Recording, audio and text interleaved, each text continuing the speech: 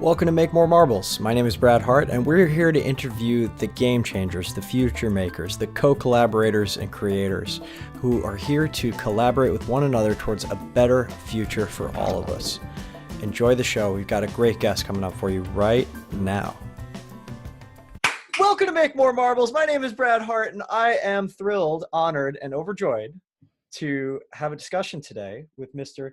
Don Miguel Ruiz Jr., who is the author of The 5 Levels of Attachment, which I have right here. It's a book based on Toltec wisdom for the modern world. And your father wrote something that has changed my life and many others, which is the 4 agreements: be impeccable with your word, don't take anything personally, don't make assumptions, and always do your best.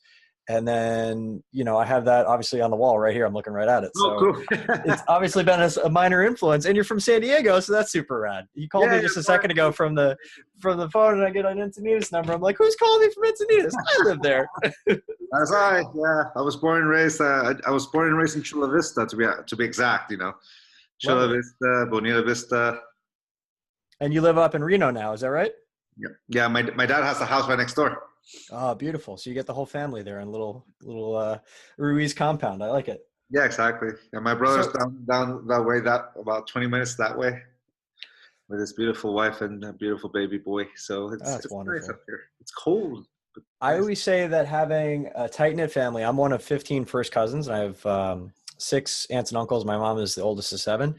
Happiness is having a tight-knit family on the other side of the country. You go and visit. They're all excited to see you. You tell them the stories of what happened. They're like, oh, my God, it's amazing. And then you leave again for 6 months. You come back for the holidays. It's awesome. Yeah, a good majority of my 64 cousins live in the San Diego, Tijuana area. Holy moly, 64 cousins. Good for you. Yeah, my dad is the youngest of 13. Wow. That's beautiful. 13, I should say. 13 is my lucky number. So for people who are listening who may not know about your dad and yourself and the work that you guys have done, can you kind of catch us up about what's been going on so far? Sure. Well, we come from a long tradition, a family of what we call the Toltec tradition. It's a Nahuatl word that in English means artist. We are artists of life, and the canvas for our work of art is life. So from generation to generation, we teach it in our unique way. The thing about oral traditions is that it goes back as far as living memory. So the oldest we remember is Don Ezequiel Macias, who lived to be 116 years of age in the small town of Juanacatlan. And he taught to just a few people. Then one of his sons, Don Leonardo, he lived to be 98 in a small little town as well. And he's the one who immigrated to Tijuana back in the 1940s. President Porfirio Diaz asked them to go to Tijuana to bring the Mexican sound, but he taught the tradition to a few people. And then his daughter, Madre Sarita, my grandmother, she's the one who had the vision to open the tradition up, not just within the family, but to a whole community. So in San Diego, California, because her father had brought the family to Tijuana, and she crossed the border and established the family in San Diego, and she opened a small little temple in Barrio Logan in Logan Heights, and that's where she opened her little temple called Nueva Vida, and that's where she taught to the community. She gave lectures and sermons and faith healings, and fast forward to 2007, San Diego County inducted her into the San Diego Women's Hall of Fame for keeping the tradition alive. So you can say both my father and myself and my brother walk in her shoes. And her son, Don Miguel Ruiz, he used to be a doctor. Then he had a moment of epiphany and decided to teach the tradition in his own unique way. And he merged science, being a medical doctor, a surgeon, a neurosurgeon to be exact, and the family tradition. He took out a lot of the superstition out of it and kept what he called common sense. And from that process, that work, the 4 agreements was born. And during that process, you can say that during that moment where he was taking a lot of the superstition out and keeping the common sense, that's where my brother and I come in during our apprenticeship. So we continue this tradition of sharing from one generation to the other our Toltec tradition. I guess the difference between our ancestors and us is that My grandmother had this vision of sharing it with everyone, and my father continued it, and now it's our chance to do it. So that's the family history in a small little nutshell. That's a beautiful family history, and thank you for your gracious contributions to the world and the ones that you continue to make. And I'm actually privy to a piece of information that a lot of people don't really know. There's actually a fifth agreement, and if Yeah, you'd like to talk about that, I'd like to hear about it. yeah, the Be Skeptical but learn to listen. You know, it's a book that my brother Jose Ruiz and my dad wrote together. Um, to me, actually, it's when we go through the process of everything we do, there's a moment of clarity that allows us to see the truth of what we've created. In that moment of truth, we have a choice to continue to believe this illusion or to let it go. Like I like to say, a moment of clarity without any action is just a thought that passes in the wind. But a moment of clarity followed by action becomes a pivotal moment in life. So, in that moment where you decide to go in a different direction, the fifth agreement is, in my point of view, the most essential instrument we have. It's the thing that allows us to give scrutiny to our beliefs. To me, be skeptical is not to go, la, la, la, la, la, can't listen, la, la, la. That's not it. The way I see it is you hold back your yes, you hold back your no, and you reintroduce something we forgot, which is to listen, which allows us to reintroduce reason, to reintroduce scrutiny. And if it survives our scrutiny, then we'll say yes. If it doesn't survive our scrutiny, then we'll say no. But the fact that we hold back this yes, we hold back this no, allows us to break a cycle of automatic yes and automatic no. So to me, be skeptical but learn to listen is breaking that cycle of the automatic yes with doubt, using doubt as an instrument that helps us rather than puts us under. It allows us to doubt our beliefs enough to reintroduce reason and see if it holds water. If it doesn't hold water, if it doesn't survive, let it go. If it does, you can hold on to it. But that's the beauty of it. You start making choices. Like my brother Jose Luis would say, what kind of messenger are you? Are you a messenger of conditional love or a messenger of unconditional love? And to me, that's the essence of the fifth agreement. I love it. And thank you for putting it so succinctly for everybody, because I think it's such an important thing today. Like, what if everybody just did that? Oh, yeah. And not just the four agreements, which are awesome, but the fifth agreement. What if everybody just did that? They just kind of held back their yes, they held back their no, and they started asking questions. They started focusing on what really is. Let's sort this out. Let's not reject anything out of hand. Let's not throw the baby out with the bathwater. Yeah, exactly. The whole world would change overnight. It would be just an incredible immediately shift. The only thing that would survive would be the truth.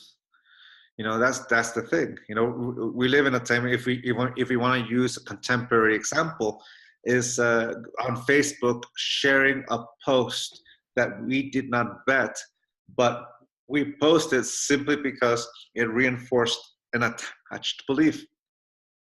So you can see a lot of fake news, a lot of false information being spread simply because we have that desire to be right by any means necessary, because we're attached to that belief and we share it, and the arguments that ensued, protecting, defending, and all kind of thing. But if we just simply give scrutiny just simply to what we post or simply what we share on Facebook or social media, whatever, the whole dialogue on social media would be dramatically different, instead of this battle of who's right, who's wrong. So right then and there, that's an example. But to me, the more important ones are the ones that, in my own interior conversation with myself, the ones that says that I'm not worthy of my love, that for this reason, for that reason, for that condition, for that one. Those are the most important ones that I believe are the most important ones to apply that fifth agreement, because the only reason why we reject ourselves is because we keep saying yes to conditional love. And I think you make a great point, because the world has shifted so fast. I mean, 100 years ago, if you said I could look inside you without cutting you open, you'd call me crazy. Now we use x-rays and CAT scans and PT scans every day. 10 years ago, if you told me I had a supercomputer in my pocket that could contact anybody on the planet, I would have said, you're crazy, but here we are. And we have these tools now through social media that didn't exist in the time of oral tradition, right? If somebody told a bunch of lies and walked around telling lies to everybody, people would pretty much figure it out. But now they spread so rapidly with so little scrutiny.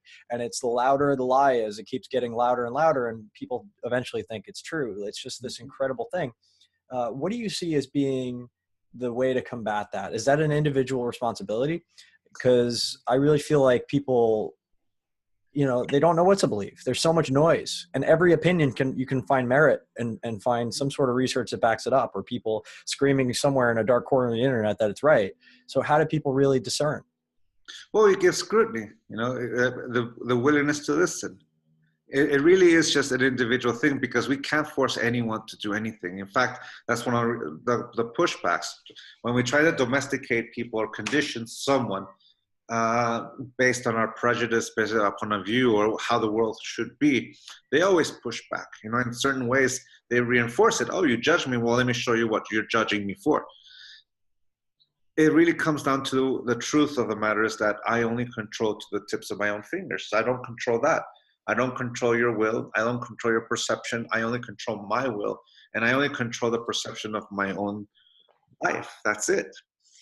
Once I become aware of that truth, is that I'm a co-creator of the world rather than the main tyrant or the main director or whatever. I am co-creating this community. I am a participant of this society. But it's a society that exists because of the mutual agreements we have with one another. With that being said, the changes we can have, because you're right, if everyone were to begin to apply that fifth agreement to social media, to those things we share, the world would be dramatically different. But we don't. We can only apply it in our own life. And that's the thing. I can only change my own world, but I'm able to give my words with clarity, integrity, and I know what they mean. What I don't control is what they mean to you. I don't control the integrity of what you say. I don't control the perception of your world. I only control my own. So with that, I choose to double check my information, of course, give scrutiny to my own beliefs. Is it true? What makes me trigger to debate or argue with someone? What do I really win from that? And ultimately, I'm just seeing my own reflection. So it's totally an individual point of view. Like Michael Jackson would say, I'm starting with the man in the mirror. Like my father would say, I'm responsible for what I say. I'm not responsible for what you hear. And that's because you grew up in the way you grew up. You learn the way you understand the world from your point of view. I understood it from my point of view. But we have this bridge that is knowledge, this bridge that is language that allows us to communicate. And yes, the words we use sometimes have two different meanings. That can accidentally insult you with a word I think is innocent, but to you may sound completely vulgar and insulting, and I had no idea. But the willingness to listen, the willingness to engage, that's what allows us to create a language that allows us to understand each other. And with that is compassion. That's a beautiful sentiment. And if we could just all have more compassion and empathy and check in with each other, like, hey, is this what you meant? This is what I'm hearing. This is my experience. So is this what you meant? Do you want to, could you clarify and verify? Yeah, exactly. It's a really beautiful thing to be able to do. It's just communication styles, right? Because it's for me to get what's in my head in what's your head. We have this dial-up connection, right? Mm-hmm. It's not broadband. It's not like emotions, not the way God or the universe talks to us. It's not, that level of it. But it's words that have different meanings to different people. Mm-hmm. And they show up in your brain and they mean different things.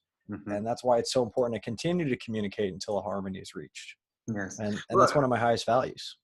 I had a workshop not too long ago, a couple of months, and a young woman was there, and I asked her to come up on stage, and I asked her in front of the whole class, what do you look for in a relationship? What do you want a relationship to be like? That's the question. And she said, for it to be stable. And I paused. Okay. You want a relationship that's stable. So I asked the rest of the group that's there to write what that means to them. And everyone did. And once they finished writing, I asked them to read it out loud. And what we heard was several definitions. None of them really repeated. There was things that were similar, but they all had their own interpretation of what that meant. Even someone saying a place where you put horses. That's how they wrote.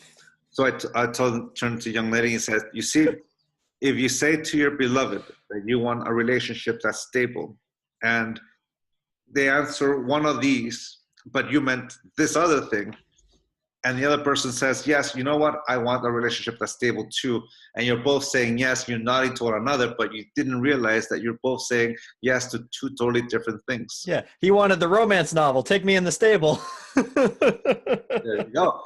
And that's the thing, it's like, as we co-create this dream of us, this relationship, a society, the willingness to understand one another is important. And sometimes we ridicule each other because we don't know what one word means or not. But if we actually stood by and give each other the time to clarify what does that mean to you, it allows us not only to break a cycle of our own belief system, but allows us to see it from a total different point of view. To me, it's like Morpheus giving Neo, do you want the red pill or the blue pill? If you want the red pill that keeps you in the matrix, don't ask the question. Simply say yes, and you think that everyone is saying the same thing as you do, and you never see it from anyone else's point of view, and you really believe that everyone has the same agreements as you. If you take the other pill that takes you out of the matrix, it's the equivalent of saying, what does that mean to you? And when you ask that, when you give that benefit of the doubt, and you hear it from someone else's point of view, and you hear that it's slightly different from what you see it, you can either choose to domesticate the other one and say, I'm right, you're wrong. Or you decide, you know, I see how you see it, and I see it this way. How can we come to that common place where we both understand each other? And to me, me and my wife have been together almost 14 years, and that's been the essence of our relationship from the very beginning. We both grew up in two different cultures. We grew up in two different communities, even two different religions and all that kind of thing. And we come together and we created a language where we both understand one another. And it took the willingness to listen. I love that. And the work that you're doing now, you touch on it, but it's a lot of workshops and speaking out. Imagine. Tell us a little bit about the things that you're trying to create right now in the world. Well, Creating, I should say. Great thing. The main gig is I'm a father and a husband. That's the main job, raising my daughter and my son, a 10-year-old and a 12-year-old. That's the main job. That's the main gig. Everything else is moonlighting for me. I'm writing a book with my dear friend Heather Ashamara about relationships. You know, that's why you can almost say that's what the topic we're talking about almost. It's about intimacy and how we create relationships and how to have that. So that's a book written by my dear friend. She wrote a book called Warrior Goddess Training. So it's going to have one voice. So that's going to be the interesting part. We're going to have our publisher, editor be the voice. We're both turning something in, and it's going to be that united conversation. And plus, of course, I'm still touring. And tomorrow morning, I fly to New York City with my father and my brother. We're doing a couple of presentations there in New York and in Portland, Maine, and we're doing those kind of things. So it's a balanced thing, and that's in a certain way. The main gig I'm doing is finding the balance that allows me to satisfy those three things, plus training for a marathon. Oh, you're training for a marathon. Have you done one before? This will be my fourth. Wonderful. My first one was the Rock and Roll in San Diego. Oh, really? I just did Melbourne last year. It was my first one. I run about a marathon a week now. Not all at once, thankfully.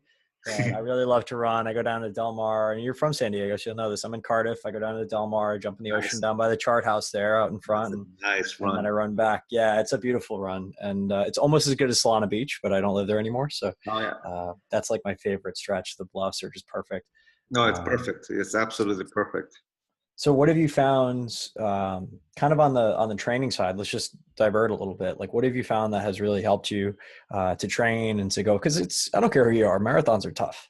Yeah, They're hard. yeah, there are.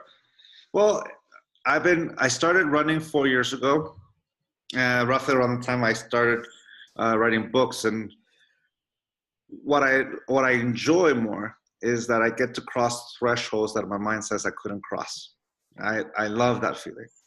My mind, when I first started, I could barely run a mile, like straight. It was the most difficult thing. So I first started with a crutch, which is an instrument that allows me to start, which is I have my headphones. I would run one song, walk one song, run, and I would do that interval. Then I did it two songs. I would run and walk one, and that interval just started expanding until I was able to run continuously for several miles. And now my base run is a 6 mile. Right before this interview, I ran 6 miles, and what I found is that, and this happened really when I started training for my first marathon as opposed to my half marathons, because when I did half marathons, I used to run with my headphones, and I would always take them off around mile 10 or 11 because they would hurt so bad at that point. It had been 2 hours plus. And the idea of running 26.2 with headphones that hurt, I just said, no, I've got to get used to running without the headphones. So what ended up happening is that I felt like I went from driving an automatic to driving stick shift.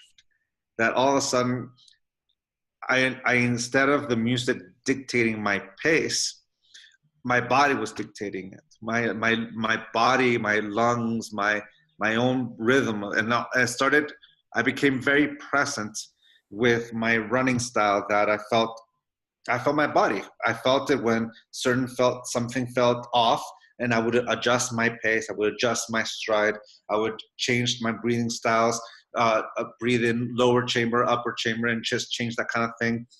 And what I loved about it, especially, is I got better at running a longer distance. I say a 10 mile, a 12, a 14, a 16, an 18. Is that the first 5 miles, I can hear the chatter in my head. I can just hear all that muck, all that stuff, anything I'm angry, debating with anyone in my own head, all this stuff, all this, that. And then somewhere around mile 5, 6, 7, all that kind of stuff fades. I can tell the moment my mind surrenders. And all that exists is my environment, my breath, my body. And I'm just completely in tune with my body. I'm listening to it. I'm enjoying it. I'm feeling the breath. And just in awe of it. There's not a single thought in my head until the later miles, like, the 12, 14, or 17 miles, when my voice comes back, and it comes back different. It's not muck the way it would be at the beginning. I would say my ally comes back. My mind comes back as an ally, helping me finish. Okay, you've got 2 miles, you've got 3 miles. Walk here, rest here, figure this out. You need this, you need that. It's like having a coach in my mind. So in this way, I've learned to meditate with my eyes open. And it's something that it came with, one, getting out of my own mind. Because when you first run, you're always trying to think, okay, time this, time that, figure this, figure that. It's just you're goal centered. Let go of the goal, and all of a sudden you have the whole journey in front. You have the time when you begin to run and the time you stop running. That's the run. That's the time. It's not about my splits. It's not about my pace. It's not about this. It's about, this is how my body feels right now. This is how I feel right now. This is what I'm enjoying. I feel like I can run up the hill. Like today, I did something I hadn't been able to do before, which is on the hill around a mile 3 to 4. There's an incline that goes up 300 square feet, well, 300 feet in altitude. I live at 5,000 feet. So I go up and down between 49 to 53 to 54 feet in altitude. So there's a hill that goes. Today, normally I would walk, run, walk. Today I ran, I walked here, I ran again, and I walked, and I only walked only because I wanted to save energy for the last 2 miles. So I walked it. But I knew I could continue if I wanted to. And that only came because I listened to my body, and my body's saying, you got the green light to do it, go. And that is something that I learned about myself. You know, it's something that when I was writing The Mastery of Self, I was just beginning to get into that with my running. I was just getting into that place where I know how that felt, and now I wrote about it in the last few chapters about it. But now, since then, it's got to the point where my body is listening to my body run, gives me this, I was going to say presence, but it's just this harmony. This just listening to my body, letting me know you've got the green light. You got the red light. There's more in the tank or there's not, right? You're hitting empty. And the difference is that it's not my mind telling me you should be doing this. It's my mind saying, this is what I'm doing. And it's a whole different thing. And it basically I've learned so much about my own tradition, the Toltec tradition, just with that running. Because like I said before, at first it was about crossing thresholds that my mind said I couldn't cross. And I proved that many times over that I can. Then there's times where my body just won't. It's true. It's just those mornings where the body and the ankles and there's certain times where it's just not right. There's a saying for anybody who hasn't run a marathon, mile 20, halfway done. Oh, that's when the race begins. Yeah, exactly. That's where the pain starts, baby. You get past that wall and you're like, uh-oh. Yeah. So no, basically, great. I love that idea of like the mind, you're beating into submission. It goes away for a few miles and it comes back as your ally. That's a beautiful metaphor. Thank you for that. Oh, I thank life for teaching me that. Life taught me that. It's taught me what meditation is, because some people do that with yoga. Some people do that with their daily meditation. Some people do that, in their practice, spiritual practice. And it's something that I experienced running. I'm not sure if it's what they call the runner's high or not. I don't know if that's it, but I do enjoy hearing when my mind gives up.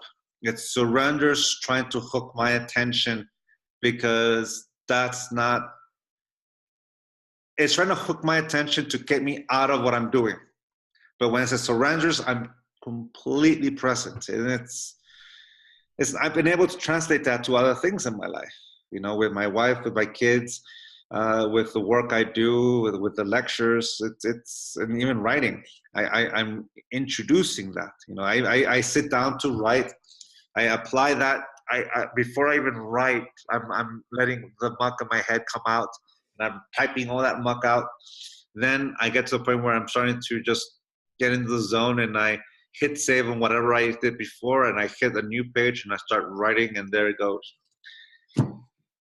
Yeah, can you talk a little bit more about your writing style or how you produce content? Are you a consistency guy? You have to do it every day, or is it when the mood strikes, or how does it look? I'll tell you how it is now. I won't start when I started, because that was difficult.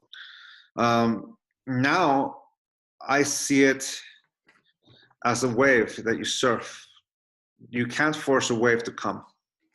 You work hard to paddle out there. You learn how to stand up. You do those little things that allows you, to get on that board, to feel comfortable in that board. And once you get there, even if you do all those things, you won't produce a wave. You won't find that wave. So you go out there and you have this moment of peace, and you prepare yourself, and all of a sudden the wave comes, and then you start working, and you set yourself up to the point where when the wave comes in, you ride it.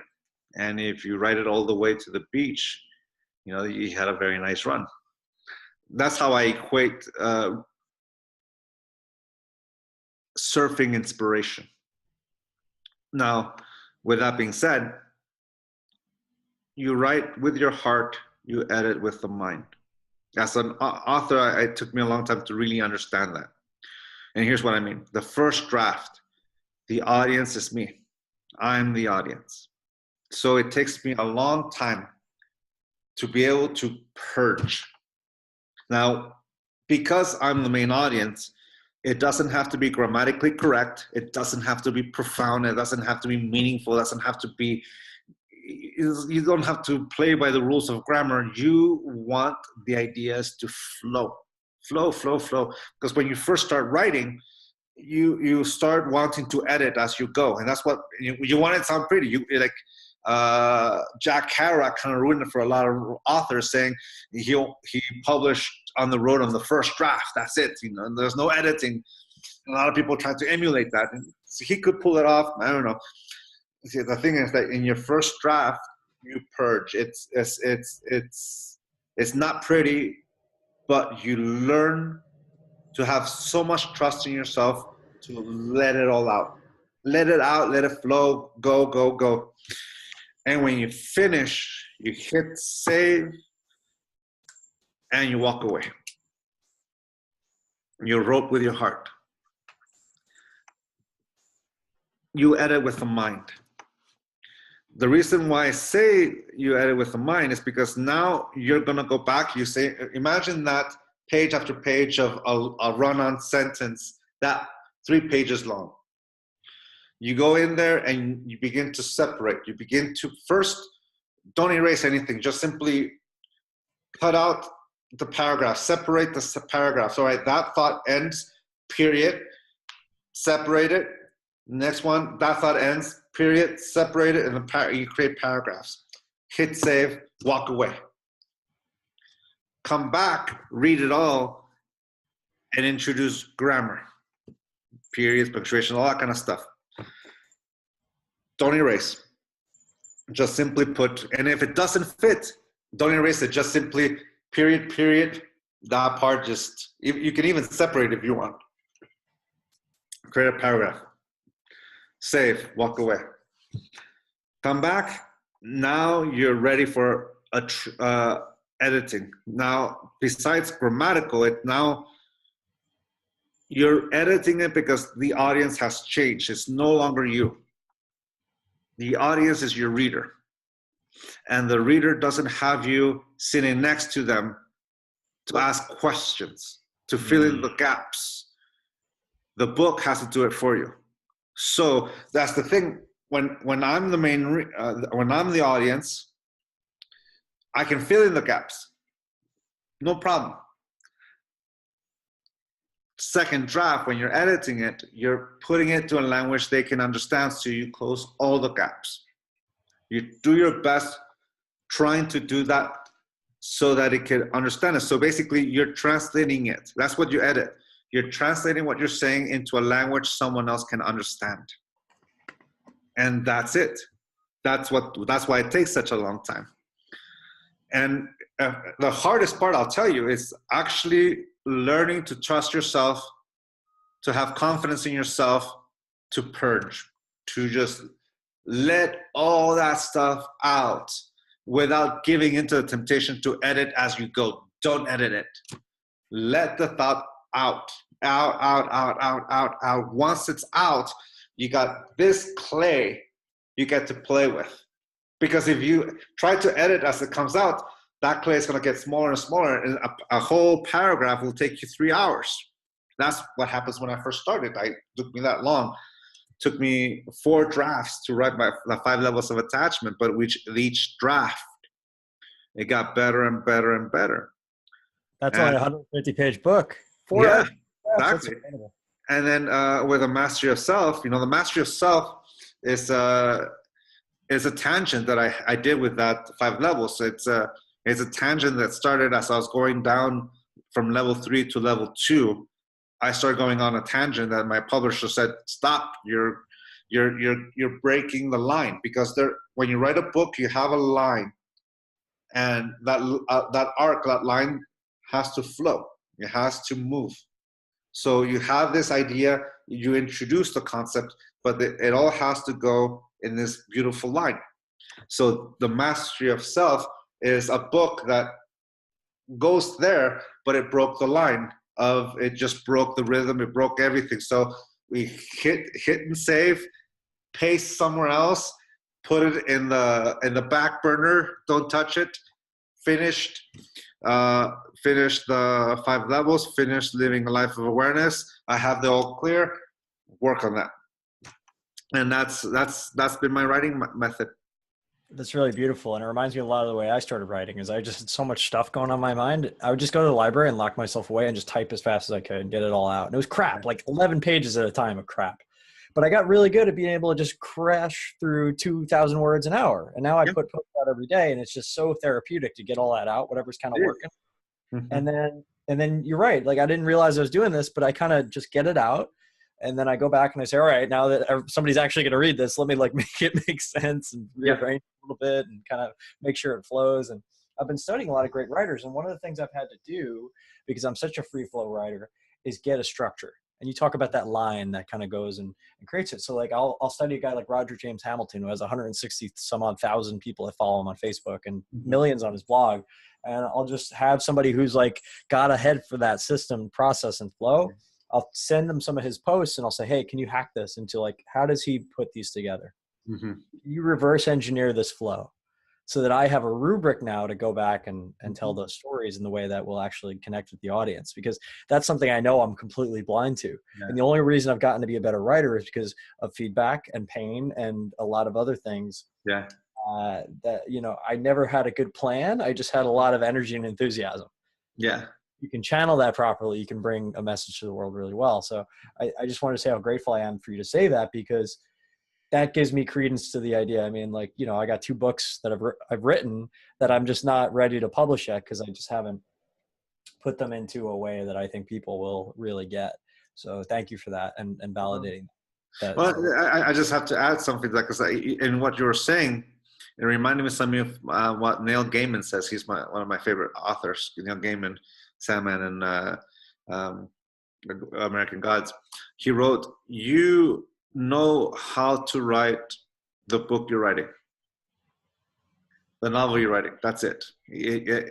No 2 novels are the same. If you try to apply the same formula into a different book, it just not, it won't work. So you only know how to write the novel you're writing, and it's going to be different from one to another because it's always a different story, a different approach. I guess the thing that repeats itself is the structure of first draft, I'm the audience, second draft is the reader. I guess that's the one thing that repeats itself. But the style and technique all depends on the message. You know, as my dad's publisher, Janet Mills, would say, what is the jewel that this book is going to give? What is the gift? Once you find that, you know who you're talking to. You know who your audience is. At first, when someone asked me that, who's your audience? Wow, it was such a shotgun thing. And then I realized, well, what is the jewel that I want to give? In the 5 levels, the jewel that I wanted to give is the ability to introduce scrutiny, to see where you are in your attachment and have a choice to stay in that level or let go. Basically, it's the redemption of the mind. I want to redeem knowledge because knowledge is beautiful, but when we're so attached to it, we corrupt all of it. But when you detach yourself from knowledge, knowledge is the perfect reflection of life. As is. It's the most beautiful thing there is. And all the knowledge that's out there can help you in so many ways. But when we're so attached to it, we can't. It's just this vehicle. It's what we were talking about earlier about people sharing posts or links that aren't true, but the reason why they're putting it is because it fills their narrative. It fulfills their point of view. It makes them feel like they're right and whatnot, and there's the war. Yeah.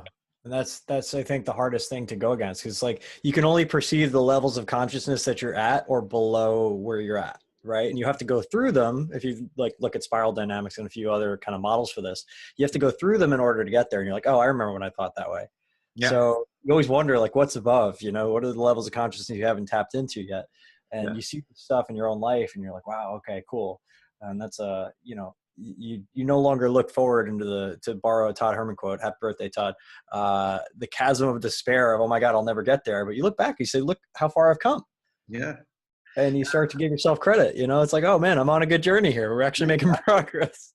No, and that's exactly how it is. You look at the journey like, yeah. I mean, like just like you were saying, I remember having a conversation with my father about the 5 levels in particular, and I showed him those chapters, and he says, "Brilliant. Now come down." And I'm like, "What? Yeah, that's you did the best part, but the real work is coming down." And the thing about it, when he said that, me writing going down from the levels of attachment, because you go from level 1 all the way up to level 5 with fanaticism, and I'm like, oh, I describe that beautifully, how we get to the point where we're open and we slowly close. Now my says, okay, now learn to detach. How do you let go? So I had to do that journey within myself. I had to let go of myself, and slowly but surely just doing the work and going that stage, and like all that process that I talk about, I had to go through it myself. And once I experienced it myself, put it in writing. And of course, this conversation happened around the second or first draft of the book. The fourth, the draft that got published is the fifth draft.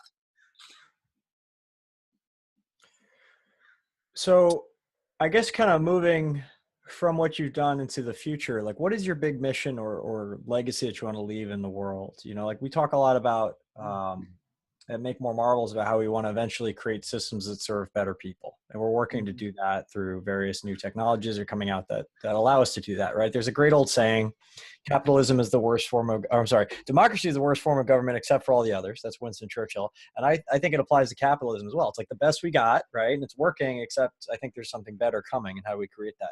So like, what are some of the things that you want to create in the world as you continue to move through it? Is it just better tools to communicate, or is there something more? That reminds me. Someone asked me that question in a presentation in Ashland, Oregon, about when do you think humanity will evolve to certain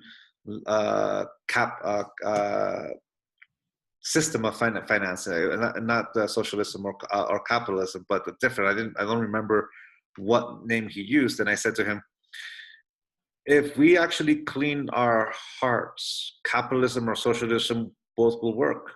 And the reason why neither one works is because we have a corrupt heart.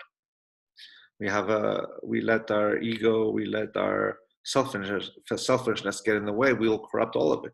The capitalism and socialism was supposed to be something that was a huge step above feudalism. And but even if someone had a wonderful heart and they were evolved, feudalism would probably work. The only one that would not work, of course, is slavery, obviously. But it all depends on where you come from. So to me, what I do, if I were to put it in one sentence, is helping people heal from the wounds that conditional love left in their life. Wow. That's exactly what I do with the work I do. That's the focal point. The work I do is to help that, because once you heal that, the systems we're in probably do work. If you see it from that point of view, and if it doesn't, we'll replace it. We're willing to do it without the revolution, without an actual fight, without shooting a gun, because we see it like us no longer functioning. But we can't see it until we are able to see ourselves. So take a step aside from what system would work best for society and all that kind of thing, whether a republic or a monarchy or a oligarchy, or I'm trying to remember that what was that line? A tactically collusive oligopoly. Yeah, basically it's anarchy, democracy, republic, oligarchy, and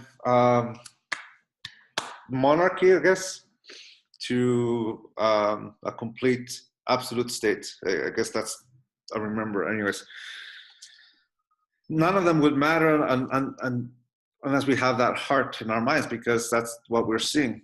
So to me, professionally, what I'm doing with the work I'm doing with is to do that, to help heal the wounds that conditional love left in my life. With that in mind, I've also, it's the balance as a human being, as a father and a husband. It's been, to me, it's been a challenge. Someone would say that, if I went 100% only into my work and my book, then, I'll be further along in my career. But I take the time when I during the week I'm at home, and when I'm at home, I help Susan and the kids with their homework. As you can probably hear my wife walking in through the door right now. And then she's walking behind me right there. She says hello. Says hello. Hi. She's saying hello. But that's the balance. It's like right now, it's if you look at the clock, my kids still have one more hour of school. When that clock hits, I'm in daddy mode. That's the gig.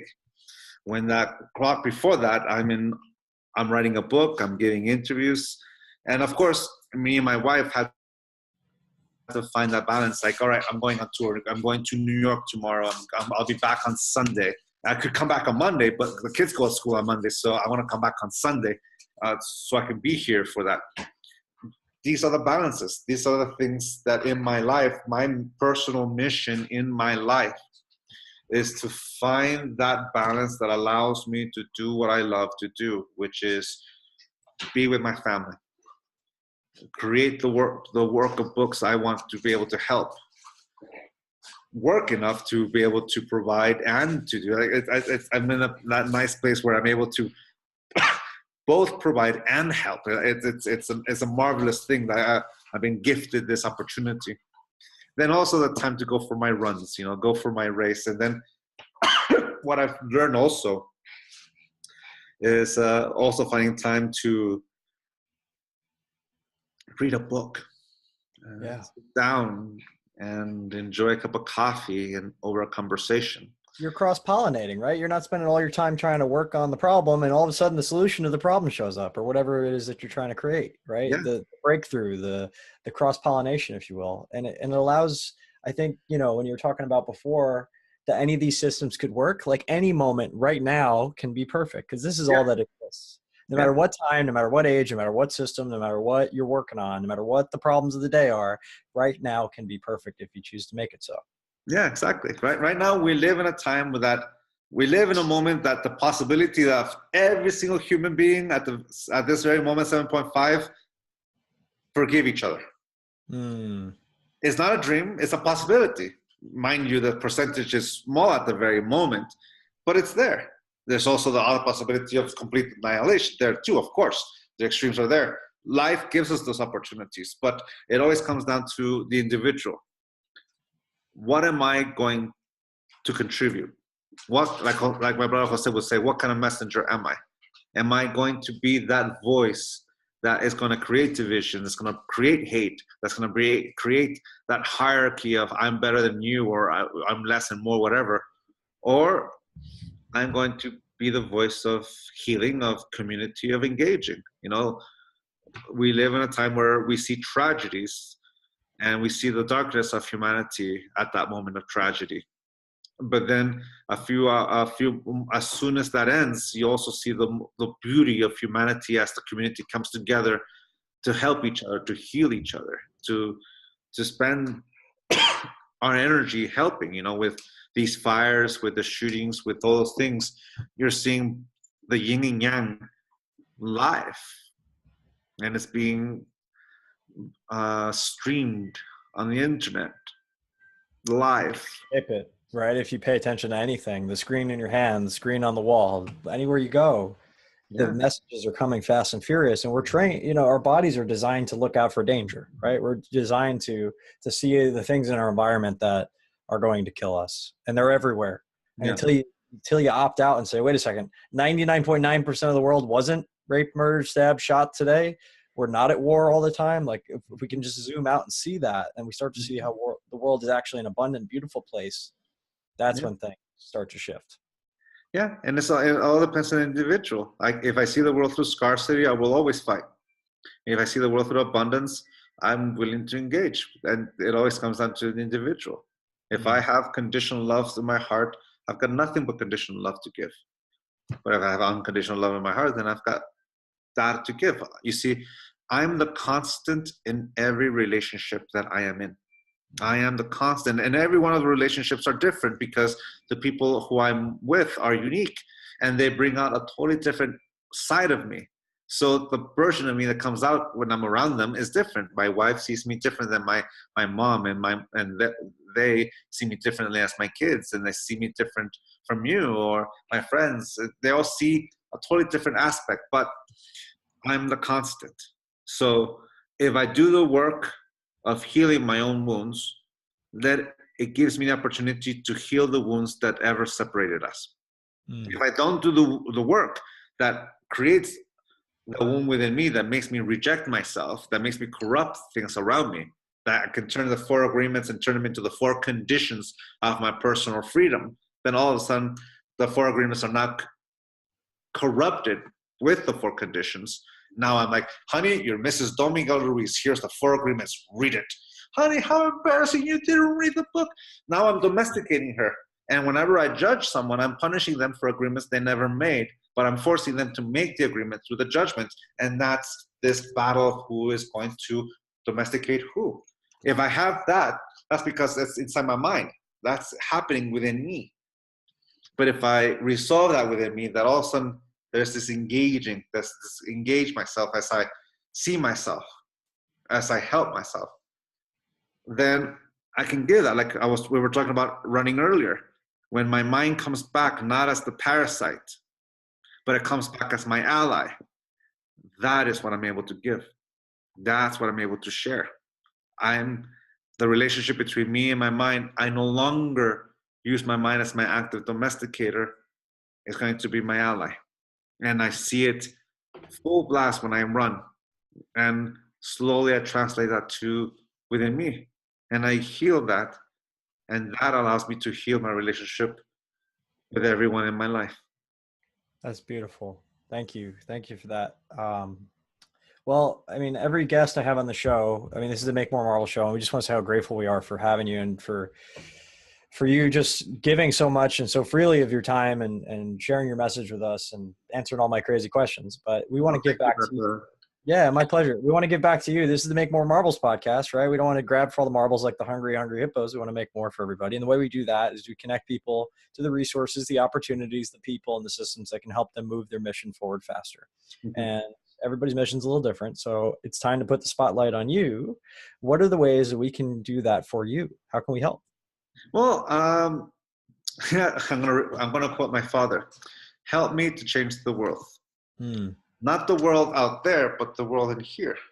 You know, that relationship that says, if I'm the voice that's talking inside my own mind, who's listening? I am. Well, if I'm the one who's listening, who's talking? I am. That voice can either be my active domesticator or it could be my ally.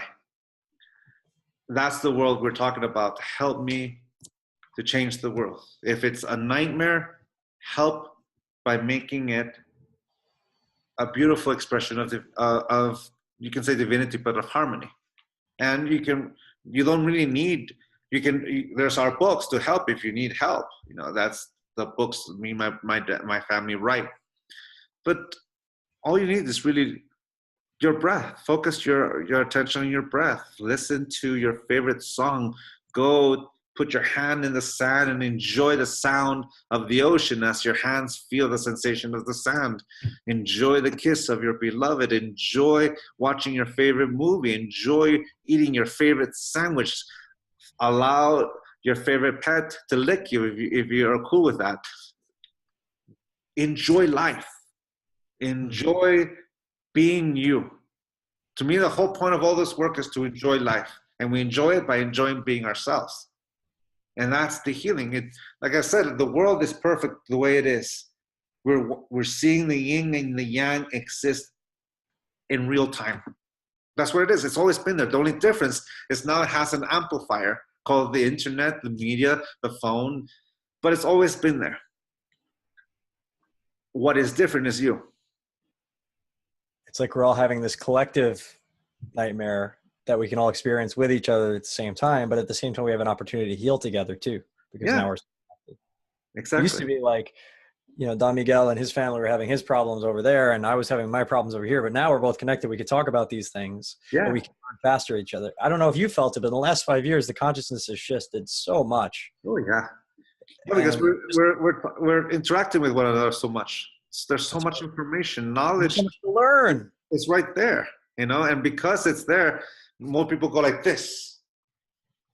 Because this makes me feel safe, and that might change the way I see the world. But if you're willing to listen, what does that mean to you? That's beautiful. Simply asking that to people, just simply say that. What does that mean to you? Giving that benefit of the doubt.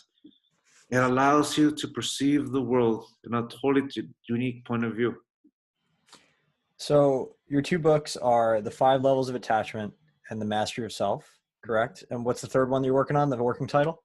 Well, I have a third one. It's a little book of meditations called the Living a Life of Awareness, and then a collection of my dad's teachings, which is the little book of wisdom. But the one I'm working on with my dear friend Heather Ash is about the soul of intimacy. At least that's the working title. I love it. And you can find us on our website, miguelruiz.com or miguelruizjr.com. That's our home base. Of course, you'll find us on social media. That's the way of the world nowadays. But that's where it is. I love it. And thank you so much. Thank you, Miguel, for being on the show. I'm grateful for you.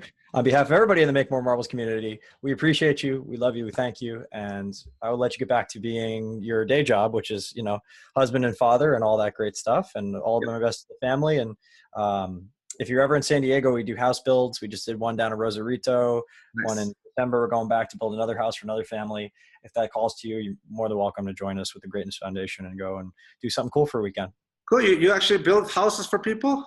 Yeah. So we go down, Mike has been on 13 through Baja Bounds. So he's got the Greatness Foundation. And then I went on the last one. We also did some work in the Syrian refugee camp. So he works with a lot of different organizations around the world. But yeah, so basically we go down on Friday. It's a stone, a concrete slab, and then there's a bunch of wood and nails. We go and we knock it together. And by Sunday, they have a house, and it's beautiful. So the next one is December 8th through 10th, and we're going again. Thank you so much for the work you do, man. That's awesome. Congratulations. Okay. Absolutely. You got to make it. You got to grow it. You got to give it away. That's how you do it. That's the way it is. All right. I will bid you adieu, sir, and let you get back to your family. Thank you so much on the behalf of everybody. Thank you. Thank you. Thank you. My pleasure. Thank you. Thanks so much for listening to the Make More Marbles podcast. For more tips, hacks, and strategies to create an amazing, abundant life in your health, wealth, and relationships, whatever that means to you, head on over to makemoremarbles.com. Check out our cool explainer video about what we're about, and join our community of entrepreneurial game changers. We want to help you level up your life in every possible way. And don't forget to subscribe to us on iTunes, Stitcher, or Google Play, wherever you're listening to your podcasts, and please do leave a review. Thank you so much, and we'll see you on the next podcast.